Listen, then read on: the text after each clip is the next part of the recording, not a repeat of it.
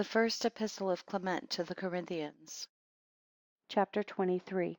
The benefit of mutual advice and correction. He entreats them to follow that which is here given to them. Wherefore let us also pray for such as are fallen into sin, that being endued with humility and moderation, they may submit not to us, but to the wish of God. For by this means they shall obtain a fruitful and perfect remembrance, with mercy, both in our prayers to God, and in our mention of them before his saints. Let us receive correction, at which no man ought to repine. Beloved, the reproof and the correction which we exercise towards one another is good and exceeding profitable, for it unites us the more closely to the will of God.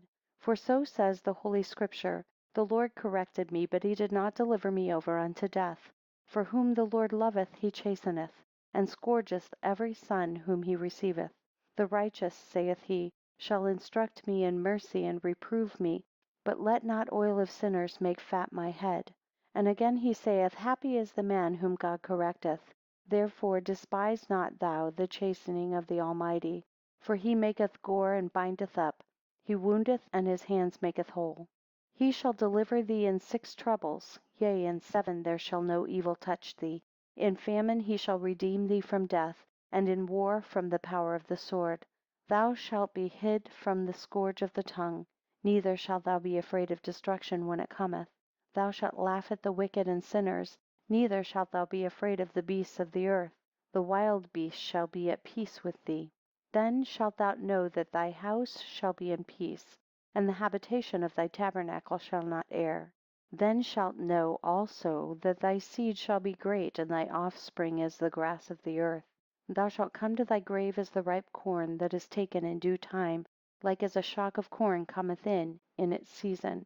You see, beloved, how there shall be a defense to those that are corrected of the Lord, for being a good instructor, he is willing to admonish us by his holy discipline. Do ye therefore, who laid the first foundation of this sedition, submit yourselves unto your priests, and be instructed unto repentance, bending the knees of your hearts. Learn to be subject, laying aside all proud and arrogant boasting of your tongues. For it is better for you to be found little and approved in the sheepfold of Christ, than to seem to yourself better than others, and be cast out of his fold. For thus speaks the excellent and all virtuous wisdom. Behold, I will pour out the word of my Spirit upon you. I will make known my speech unto you. Because I called and ye would not hear, I stretched out my hand and ye regarded not. But ye have set at naught all my counsel, and would none of my reproof.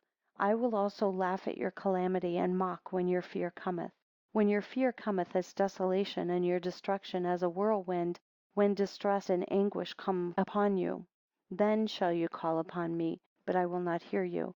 The wicked shall seek me, but they shall not find me, for that they hated knowledge, and did not seek the fear of the Lord. They would not hearken unto my counsel. They despised all my reproof. Therefore shall they eat of the fruit of their own ways, and be filled with their own wickedness.